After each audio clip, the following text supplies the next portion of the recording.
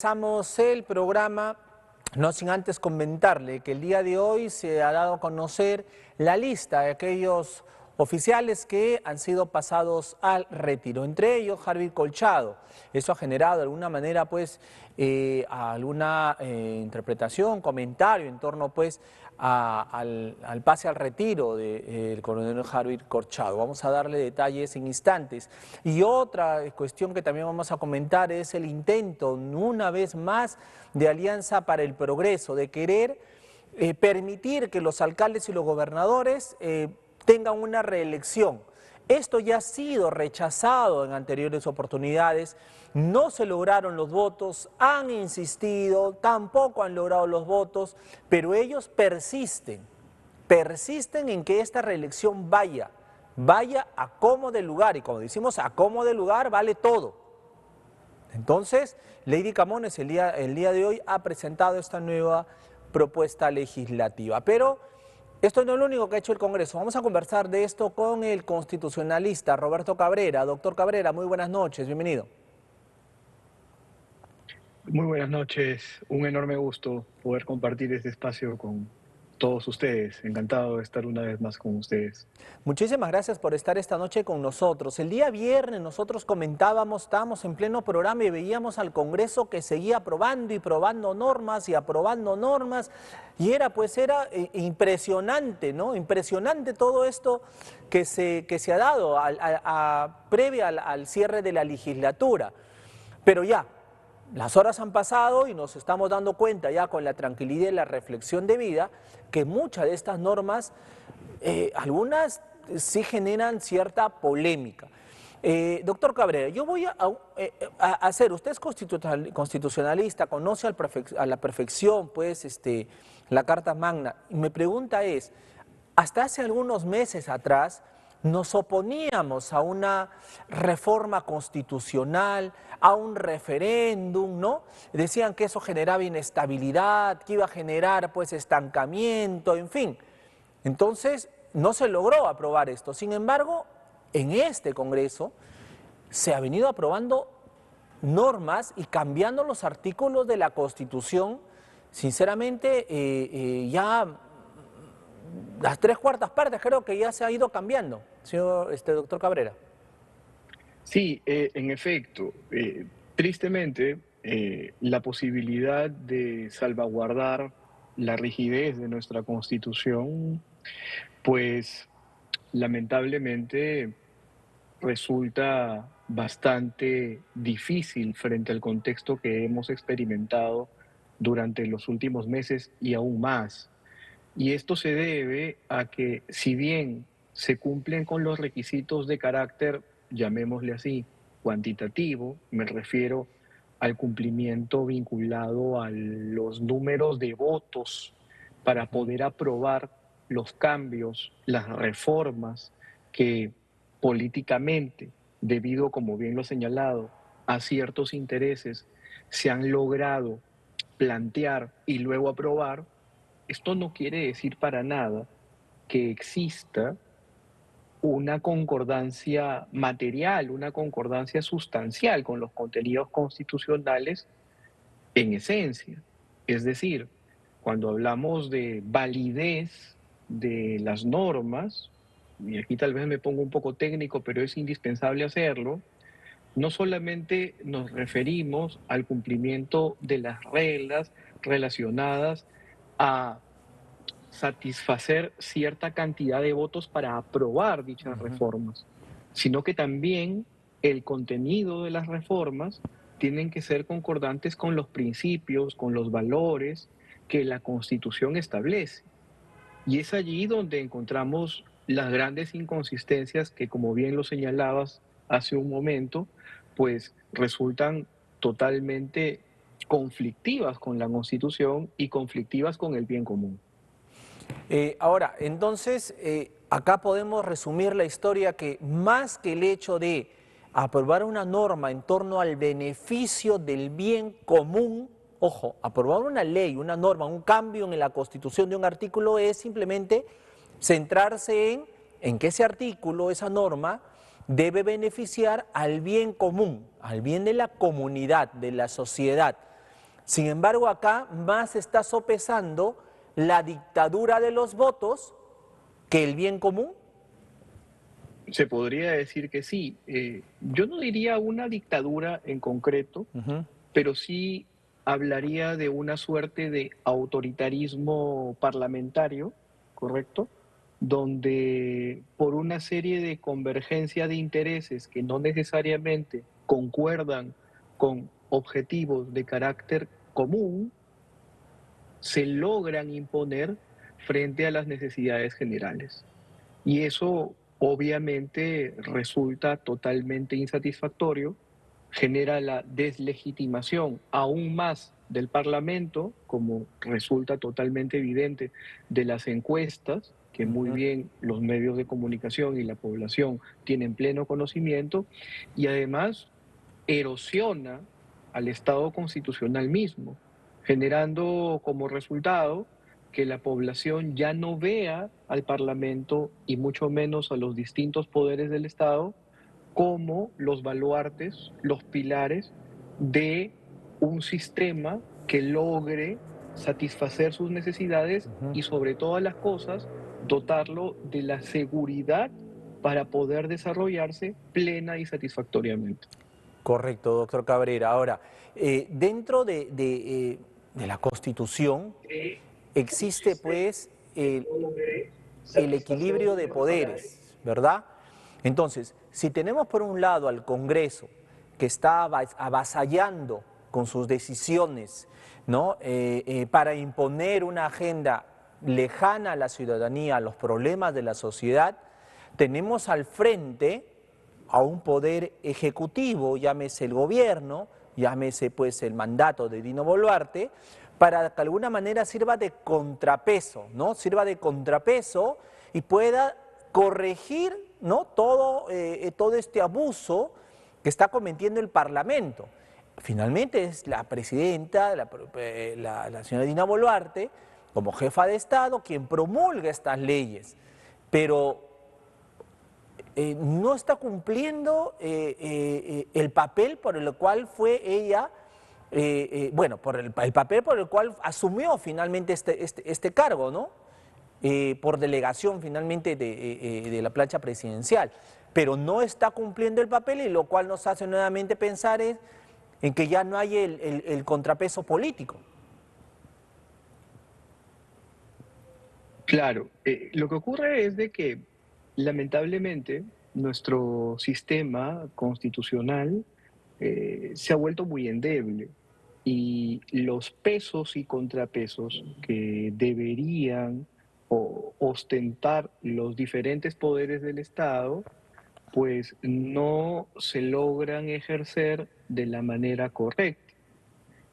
Cuando los poderes se exacerban, es decir, cuando existe una concentración de poderes en un determinado ente gubernamental, genera como consecuencia que este ente o este poder, en este caso el Parlamento, podría ser en algunos casos el Ejecutivo, podría ser cualquier ente del Estado, lo que hace es estrictamente desequilibrar el Estado constitucional. Ujú. Y al desequilibrarlo, pues genera algo terrible. Cuando los poderes se exacerban, cuando un poder del Estado concentra mucho más poder, limita las posibilidades de que los ciudadanos puedan ejercer libertades. Y peor aún, impide de que la ciudadanía pueda controlar al poder de turno. Y uno de los requisitos básicos, uno de los requisitos más fundamentales para que pueda o podamos hablar de la existencia plena de un Estado constitucional es el control del poder.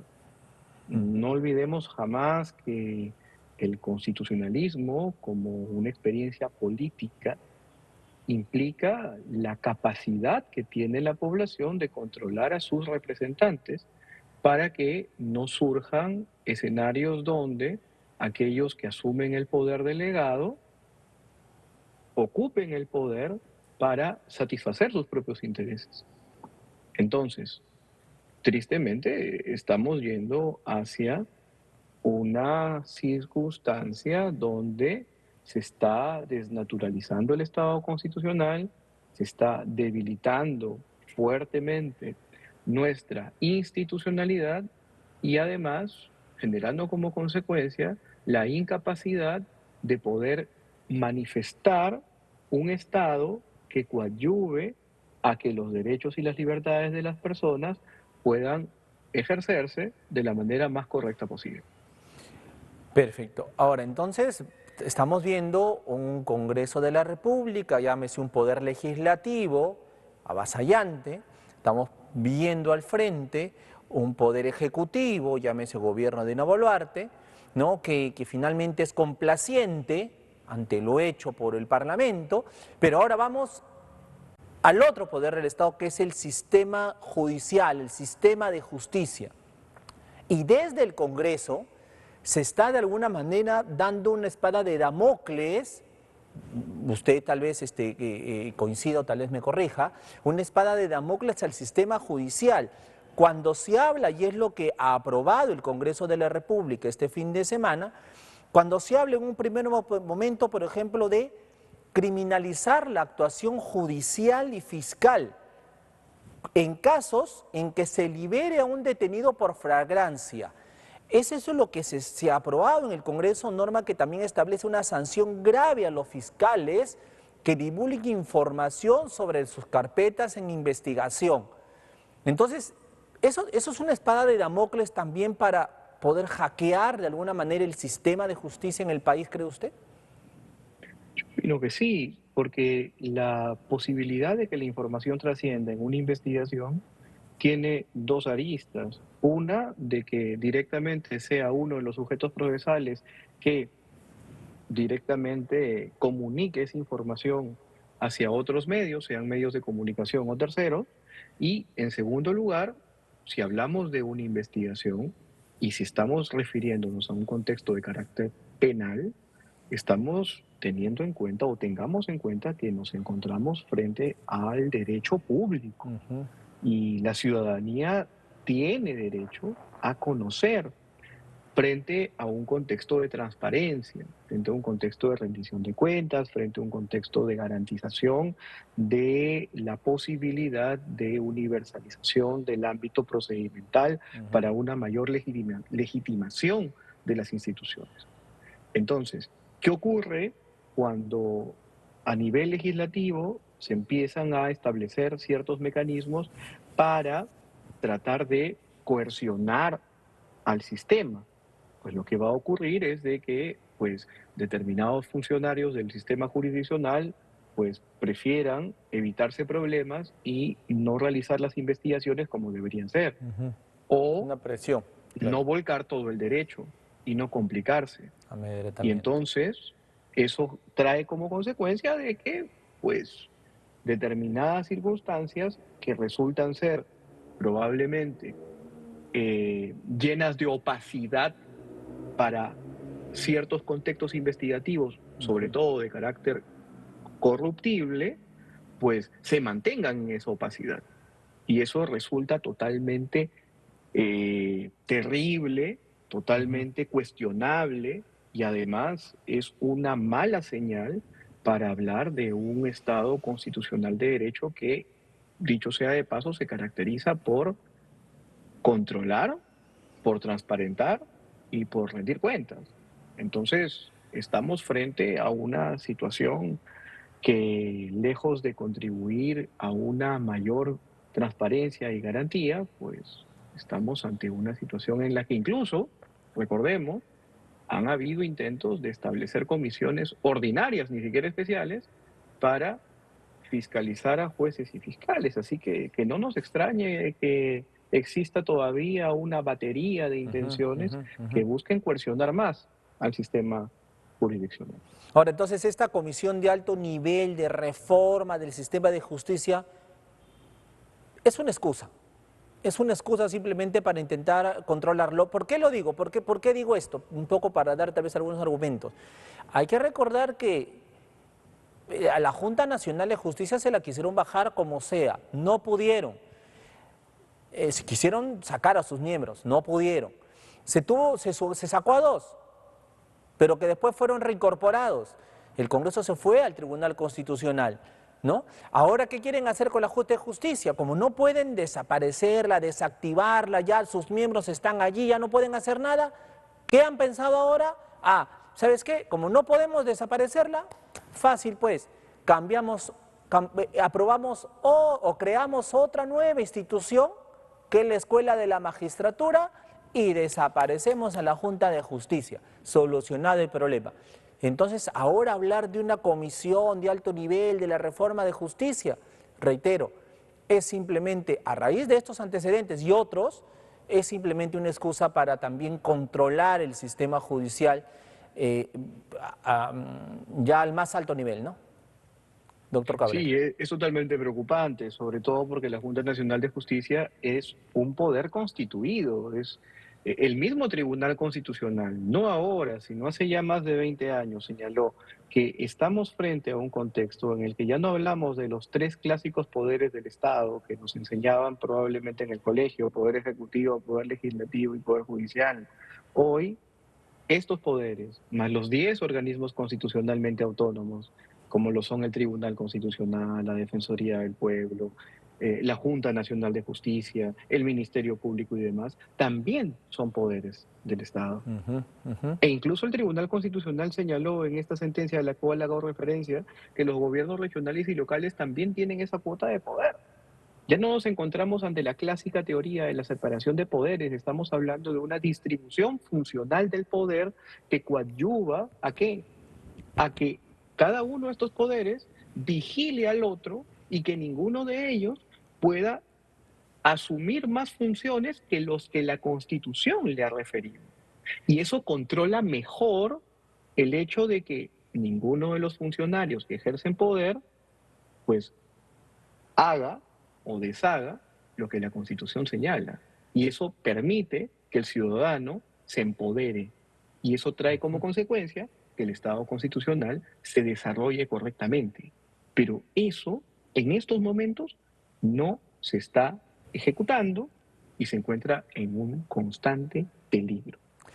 Para seguir en esa línea, doctor, hablamos del Congreso en un primer momento, avasallador, hablamos de un Ejecutivo, otro poder del Estado, complaciente o cómplice, hablamos del sistema de justicia, que también se ve amenazado por una reforma que pretende hacer el Congreso, pero hablemos ahora de otro poder del Estado, como es el poder electoral, que también el Congreso lo tiene en la mira. Y estamos próximos a unas elecciones, pero también el Congreso quiere de alguna manera hacer cambios, ¿no? Tanto en el Jurado Nacional como en OMPE, hacer cambios de reglas de juego ya cuando estamos a pocas semanas de que se convoque un nuevo proceso electoral. Eso también es extraño y tal vez es una amenaza clarísima a la vida democrática del país, doctor. Y de hecho que estas propuestas y estas aprobaciones no son recientes. Recordemos de que todas las reformas que se han hecho pues vienen ya desde hace un tiempo. Una de ellas fue eliminar las elecciones internas, reduciendo la democracia interna de los partidos, generando como consecuencia una vez más que los partidos políticos no sean reales partidos políticos y esto se maneje como una suerte de pequeñas empresas donde, pues bueno, el fundador o el dueño del partido, pues utiliza el partido como una herramienta que lo catapulte para cumplir con determinados intereses, probablemente de carácter económico, y por eso es que vemos todos los años, cada vez que inicia una legislatura, cómo es que se da el fenómeno del transfugismo, que justamente, sin mencionar nombres quizá, estoy seguro que ya hemos ido tomando conocimiento de cómo es que, haciendo la analogía, así como los jugadores de fútbol se cambian de camiseta cada cambio de temporada, lo mismo ocurre con los parlamentarios. Cosa curiosa, ¿verdad? Efectivamente, y ese cambio no es gratuito, pues ese cambio de camiseta no es gratuito, ahí detrás hay muchísima cuota de poder que se comienza ahí a barajar.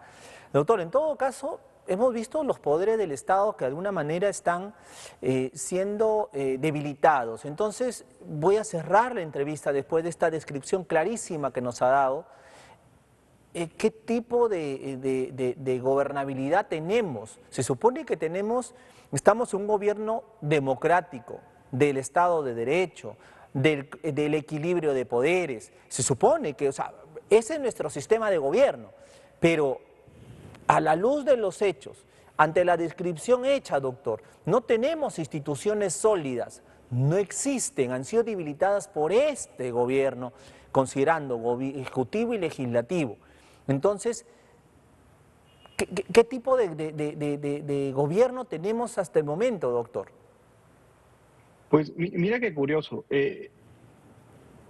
Nosotros hemos estado enfrentando en estos años unas crisis de gobernabilidad, ¿no? Entendiéndose la gobernabilidad como esa capacidad que tienen los diferentes poderes de coordinar para poder ejecutar acciones que les permitan hacer funcionar al Estado en beneficio de la población. Sin embargo, estamos frente a un contexto en el que más bien los distintos poderes ya no necesariamente se encuentran en una crisis conflictiva, salvo el caso, pues, del Ministerio Público en estos momentos, antes no lo estaba, con el Ejecutivo en las investigaciones que ha estado realizando o sigue realizando contra la titular del Ejecutivo, o el Parlamento en contra del Judicial. Pero ha reducido esa crisis de gobernabilidad. Pero yo quiero ir más allá. Lo que no tenemos para nada es gobernanza. Y hay que entender la gobernanza en su real dimensión. La gobernanza implica esa retroalimentación de las políticas públicas que emergen de los distintos poderes del Estado y en los que la población participa activamente controlando y señalando cómo es que estas políticas los afectan en su vida diaria. Eso no tenemos para nada y esa es una de las más importantes manifestaciones de un Estado constitucional. Nosotros no tenemos mecanismos efectivos para controlar el poder y de eso no discutimos. Y en ese sentido es que deberíamos enfocar nuestra discusión en los distintos espacios que tengamos, porque si no lo hacemos, así como llegó un día el Estado constitucional hace ya bastante tiempo, pues se nos puede ir de las manos, como me parece que ya se nos está yendo.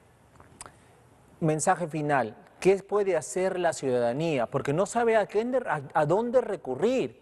Lamentablemente no sabe, nos sentimos desvalidos. Vamos a la Defensoría del Pueblo y vemos quién está liderando la Defensoría del Pueblo. No, o sea, tenemos ahí a Walter Gutiérrez, quien fue abogado de Vladimir Cerrón, hoy prófugo de la justicia, designado por este Congreso. O sea, ¿a dónde vamos? ¿A dónde recurrimos? Entonces, ¿qué tenemos que hacer como ciudadanos? ¿Qué tiene que hacer el vecino, el que nos está mirando en este momento? ¿Qué papel tiene que cumplir? Se tiene que cumplir el pleito también de algún modo, doctor. Sí, por supuesto. Bueno, solicitemos acceso, ejerzamos nuestro derecho de acceso a la información, ejerzamos el derecho de petición, busquemos mecanismos para poder emplear el derecho de asociación y de manera organizada, como sociedad civilmente organizada, dejemos constancia de todos esos ejercicios, aunque sea fallidos, porque llegará un momento en que podremos, con esa documentación, con esa constancia de nuestras actuaciones, exigir que se haga justicia. Y esa es nuestra responsabilidad, dejar una memoria histórica para que esto no se repita. Efectivamente. Doctor Roberto Cabrera, le agradezco muchísimo por estar esta noche con nosotros, abrir la semana de esta manera, para poder de alguna manera saber en dónde estamos. O sea, tenemos que siempre ver dónde estamos, cuál es la situación real de nuestro país y cuál es la situación real de nuestras instituciones. ¿Qué tenemos al frente finalmente para poder, de alguna manera, como usted bien dice, organizarnos y tratar de dar frenar toda esta avalancha que se nos viene encima. Doctor Cabrera, le agradezco muchísimo por estar esta noche con nosotros, sinceramente. El agradecido soy yo. Muchísimas gracias. Un abrazo a la distancia, doctor. Felices fiestas, Dios lo bendiga y feliz 2025. Un abrazo fuerte. Hasta otro momento. El doctor Roberto Cabrera nos acompañó, constitucionalista, en torno pues a la situación complicada que vive nuestro país. Hemos querido empezar de esta manera el programa ya haciendo una cuenta regresiva al 2024 para que ustedes vean el papel que está cumpliendo cada una de estas instituciones. Cada una de estas instituciones, y esa es la realidad que tenemos. Y mientras tengamos estas instituciones tomadas o controladas, somos nosotros directamente afectados. No seamos indiferentes a ello. Cuidado, no seamos indiferentes a ello. Cuando intentemos reaccionar, va a ser muy complicado. Ya nos estamos demorando. Hace rato debimos haber reaccionado. Hace rato debimos haber reaccionado. ¿Cómo es posible, por el amor de Dios, cómo es posible que tengamos como ministro de Desarrollo e Inclusión Social a un señor Julio Di Martini que permitió que se entregue alimentos no aptos para el consumo humano a escolares? O sea, ¿cómo podemos permitir que ese señor continúe como ministro? O sea, ¿cómo podemos permitir que un ministro, que es el responsable político, haya permitido que se entregue carne de caballo, comida con heces a los pequeños? Sin embargo, este ministro continúa allí, en su puesto, como si nada hubiera pasado. ¿Gracias a quién? Gracias a este Congreso. Ni el Congreso, ni la presidenta hacen un mea culpa de esto. Y ahí está. ¿Cómo es posible que tengamos a un ministro del Interior que más parece un fantoche, un payaso como ministro? O sea, no da la talla, hace rato no da la talla. Pero ahí está como ministro. ¿Todo por qué? Por proteger simplemente el entorno presidencial. O sea, su chamba es proteger a Dina Boluarte, que no la metan dentro. ¿Y nosotros? ¿Y nosotros cómo quedamos? ¿La ciudadanía cómo queda? Y así podemos ir contando. Un ministro de Salud. Miren con la cantidad de enfermedades que tenemos. El ministro de Educación. El ministro de Educación que, siendo ministro de Educación, hemos tenido estándares altísimos como ministro de Educación. Altísimos hemos tenido estándares. Ahora tenemos a este señor Quero, que habla cada barrabasada, pero ahí está, en el ministerio. Entonces, señores, algo hay que hacer como ciudadanía, porque esperar que estas autoridades hagan algo, no hay forma. Nos vamos a una pausa comercial. Walter, confírmame si no me voy a la pausa o recibo a mi invitado.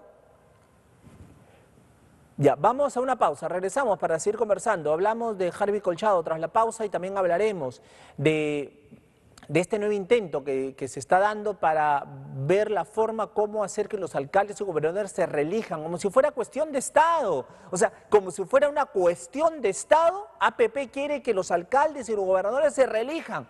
No hay otra cosa para ellos, es de vida o muerte, que se reelijan, y presentaré 20 proyectos de ley hasta lograrlo. Como sinceramente fuera pues lo más importante para nosotros como sociedad. A nosotros, ¿qué nos interesa que un alcalde y un gobernador se reelija cuando están extorsionando, están matando, están dinamitando? O sea, ¿qué nos interesa? Pero no, a APP le interesa la reelección de alcaldes y gobernadores. Simplemente no quieren dejar el poder. Simple.